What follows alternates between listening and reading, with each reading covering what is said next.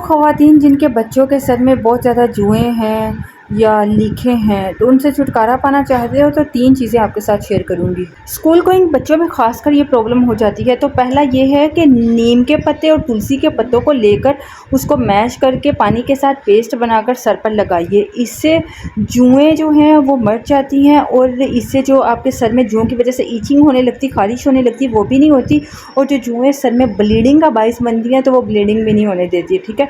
दूसरी चीज़ है petroleum jelly. Petroleum jail भी बहुत ज़बरदस्त चीज़ है, जिसे वासलीन आप कह सकते हो। अगर उसे आप सर पे लगाते हो तो इससे आपकी जो जुएँ हैं वो किल हो जाती हैं, मर जाती हैं और वो जो उनके अंडे हैं वो भी ख़त्म हो जाते हैं। तीसरी जो चीज़ है वो है कोकोनट ऑयल में कपूर का इस्तेमाल करते हुए उस कोकोनट ऑयल से सर की मसाज करें। ठीक है। आपने कोकोनट ऑयल में थोड़ा सा कपूर की टिक्की मिला करना, उसको थोड़ा हीट करके कि वो ऑयल में मिक्स हो जाए, फिर उसे सर पर लगाइए। इससे आपके बालों में जो इचिंग की प्रॉब्लम है वो भी नहीं होगी और जो जुएँ हैं वो भी इसकी ये जो कपूर की प्रॉपर्टीज़ की वजह से किल हो जाएंगी और आपके सर से निकल आएंगी।